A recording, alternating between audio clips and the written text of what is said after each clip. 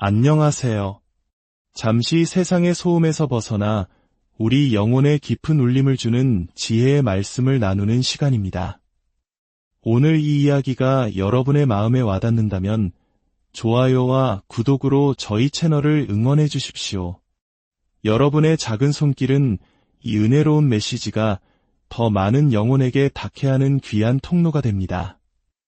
여러분의 삶에 하나님의 축복이 가득하기를 기도하며 오늘의 이야기를 시작하겠습니다. 우리 삶에는 종종 아주 교활한 존재가 스며들려 합니다. 성경에서는 이를 사탄, 즉 우리의 대적이라고 말합니다. 이 대적은 마치 날렵하고 작은 족제비와 같습니다. 눈에 잘 띄지도 않게 아주 교묘하게 우리의 가장 소중한 곳으로 파고들죠. 여러분의 결혼 생활에 살며시 들어와 불신과 다툼의 씨앗을 심으려 하고 여러분의 사업에 틈입하여 작은 이익을 위해 원칙을 무시하고 편법을 쓰도록 유혹합니다. 저는 이 존재가 어떻게 일하는지 잘 압니다. 우리 모두는 삶 속에서 이 교활한 족제비의 속삭임을 들어본 적이 있기 때문입니다. 이 족제비가 노리는 가장 큰 목표는 무엇일까요?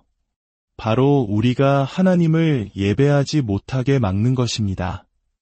우리의 마음을 분주하게 하고 걱정과 불만으로 가득 채워 창조주이신 하나님께 집중하지 못하도록 방해하는 것이죠. 하지만 오늘 주님께서는 우리에게 말씀하십니다. 내 삶에 작지만 아주 빠르게 번식하는 것들이 있을 것이다. 마치 땅을 기어다니는 작은 생물들처럼 사소해 보이지만 순식간에 너의 삶을 뒤덮을 수 있는 문제들 말이다. 내가 이제 그것들을 어떻게 다루어야 할지 알려주겠다.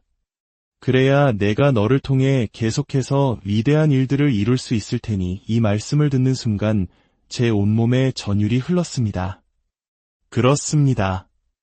하나님께서는 여전히 저와 여러분을 위해 위대한 계획을 갖고 계십니다.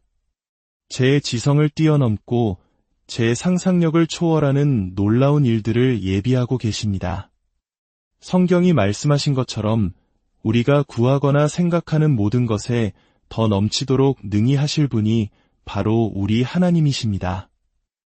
왜냐하면 우리 안에는 하나님의 잠재력이라는 놀라운 씨앗이 심겨있기 때문입니다. 하나님의 말씀을 진정으로 믿는 분들을 위해 다시 한번 선포합니다. 내 안에는 그리고 당신 안에는 하나님의 무한한 가능성을 품은 생명의 씨앗이 살아 숨쉬고 있습니다. 한번 생각해 보십시오. 레위기 시대의 이스라엘 백성을 떠올려 보세요. 그들은 이집트의 노예 생활을 겪었고 홍해의 기적을 체험했으며 광야의 시간을 견뎌냈습니다. 이 거대한 민족의 시작은 아브람이라는 한 사람이었습니다. 단 한 사람에게서 수백만 명의 백성이 나온 것입니다. 어떻게 이런 일이 가능했을까요? 하나님께서 그에게 내가 내게 복을 주고 너를 창성하게 하리라고 약속하셨기 때문입니다. 아브라함은 기다렸습니다. 그의 나이 99, 거의 100세가 다 되었을 때 하나님은 그에게 약속을 주셨습니다. 인간적인 눈으로 볼 때 그것은 불가능한 약속이었습니다. 아브라함 스스로도 이렇게 말했습니다. 내 안에 사라는 이미 생리가 끊겼고 내 몸 또한 죽은 것과 다름없습니다. 그의 나이 99이었으니 육체적으로는 모든 가능성이 끝난 상태였습니다.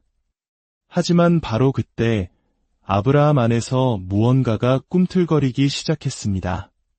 그의 안에 심겨있던 하나님의 약속, 그 생명의 씨앗이 그의 육체적 한계를 뛰어넘어 역사하기 시작한 것입니다. 아브라함은 거울에 빛이 늙고 쇠약한 자신의 모습을 보았지만 동시에 밤하늘의 별들을 바라보며 하나님의 약속을 기억했습니다.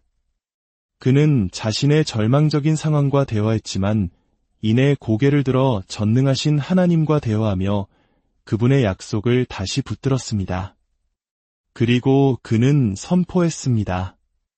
어쩌면 다 빠진 잇새로 새는 발음이었을지도 모릅니다. 나는 늙었지만 아직 죽지 않았다. 사랑하는 여러분, 오늘 이 음성을 여러분의 영혼에 새기십시오. 나는 아직 끝나지 않았다. 나는 아직 죽지 않았다. 내 삶이 여기서 끝나는 것이 아니다. 내가 아직 숨쉬고 살아있는 한 하나님은 나를 통해 하실 일이 남아있다. 그러므로 더 위대한 일들이 나를 기다리고 있다. 여러분, 이 사실을 믿으십니까? 하나님, 감사합니다. 그 작은 씨앗 하나가 얼마나 많은 역경을 이겨냈는지 생각해 보십시오. 아브라함의 씨앗은 이스라엘이라는 거대한 나라가 되었습니다. 그들은 홍해를 건넜고 광야를 지났으며 이제 약속의 땅을 눈앞에 두고 있습니다. 하지만 바로 그때 우리는 다시 그 교활한 족제비를 조심해야 합니다. 레위기 11장 37절은 이렇게 말씀합니다. 이런 것들의 죽은 사체가 심으려고 준비한 씨앗 위에 떨어지면 그 씨앗은 여전히 정결하다. 죽은 사체. 성경의 기본적인 원칙은 죽은 것을 만지지 말라는 것입니다. 이것은 영적으로도 매우 중요한 교훈입니다. 예수님께서 무덤을 찾은 여인들에게 물으셨죠. 어찌하여 살아있는 자를 죽은 자 가운데서 찾느냐? 하나님께서 이미 당신의 삶에서 끊어내신 과거의 관계에 다시 연락하려 할 때 기억하십시오. 죽은 것을 만지지 마십시오. 당신의 영혼을 갉아먹었던 낡은 습관과 죄악에 다시 손을 뻗으려 할 때 멈추십시오. 죽은 것과 함께 잠자리에 들지 마십시오. 우리는 종종 이미 끝났어야 할 것들, 우리를 병들게 하는 죽은 관계와 생각들을 밤새 끌어안고 살아갑니다. 당신의 스마트폰 검색 기록 속에, 당신의 은밀한 생각 속에 얼마나 많은 죽은 것들이 있습니까? 자, 그렇다면 우리는 이 죽은 것을 어떻게 다루어야 할까요? 말씀은 놀라운 진리를 보여줍니다. 죽은 사체, 즉 실패의 잔해, 상처의 흔적, 절망의 기억들이 당신 안에 있는 씨앗 위에 떨어진다 해도 그 씨앗 자체는 더러워지지 않는다는 것입니다. 그 씨앗은 여전히 정결하고 생명력을 잃지 않는다는 것입니다. 하나님께서 오늘 당신에게 묻고 계십니다. 살면서 무언가가 너의 눈앞에서 죽어가는 것을 본 적이 있느냐? 오랫동안 품어왔던 꿈이 죽어버린 경험이 있습니까? 야심차게 시작했던 계획이 좌초되는 것을 보았습니까? 빛나던 아이디어가 현실의 벽 앞에서 힘없이 사라지는 것을 느꼈습니까? 절호의 기회가 눈앞에서 날아가 버린 적은 없습니까? 당신의 건강이 예전 같지 않게 쇠약해지는 것을 느끼고 있습니까? 마음에 품었던 희망이 점점 사그라드는 것을 경험하고 있습니까? 당신이 그토록 이상적으로 그려왔던 미래의 모습이 산산조각 난 적이 있습니까? 만약 당신의 삶에 무언가 죽은 것이 있다면 하나님은 당신이 알기를 원하십니다.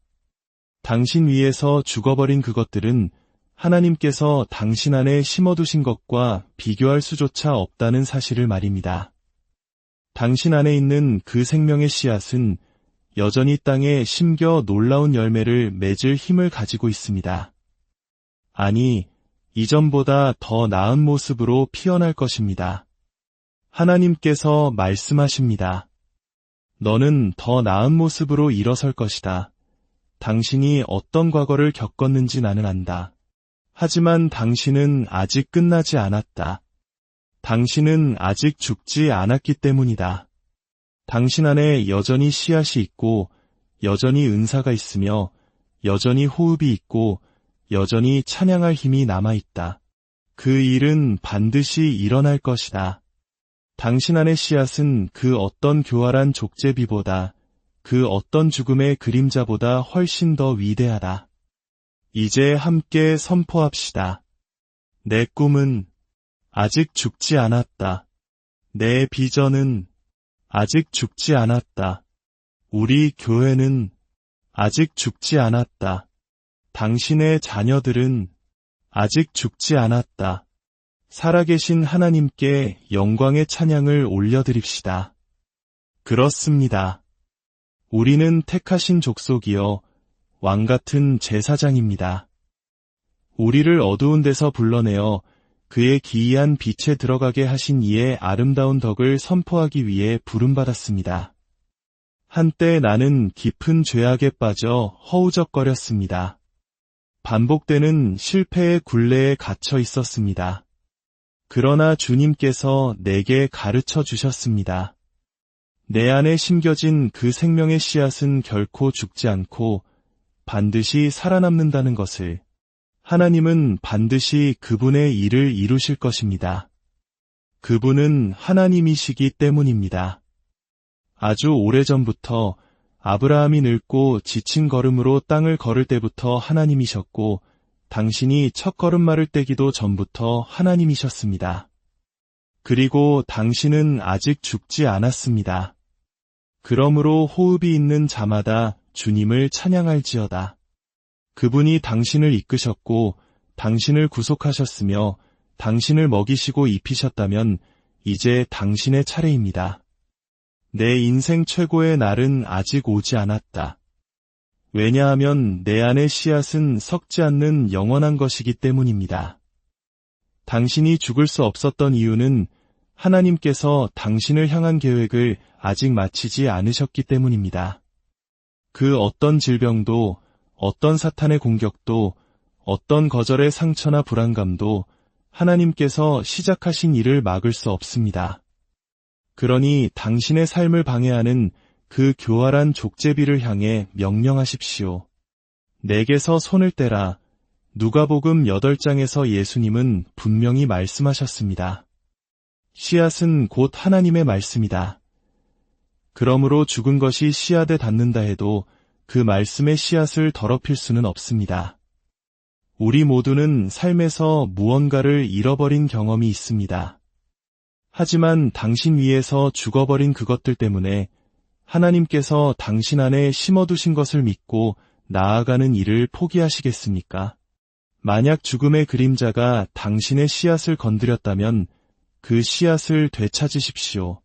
그 죽음의 잔해로부터 생명의 씨앗을 다시 빼앗아 오십시오. 그리고 앞으로 나아가 심으십시오. 앞으로 나아가 세우십시오. 앞으로 나아가 믿으십시오. 앞으로 나아가 성취하십시오. 주님의 이름으로 그 모든 것을 행하십시오. 기억하십시오.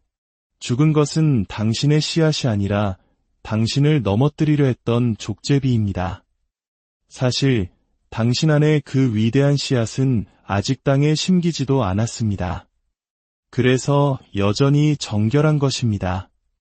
하나님께서 당신을 지키고 보호하고 계셨기 때문입니다. 그것이 바로 그분이 당신을 인도하시고 십자가의 보혈로 당신을 사신 이유입니다.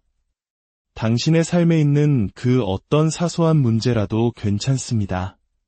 살아있는 하나님의 말씀은 당신을 괴롭히는 그 어떤 죽은 것보다 훨씬 더 위대합니다. 당신 안에 심겨진 하나님의 말씀, 그 생명의 씨앗은 세상의 어떤 절망이나 실패보다 강합니다. 그 씨앗을 믿고 담대히 나아가십시오. 주님의 평강이 당신의 삶에 늘 함께하기를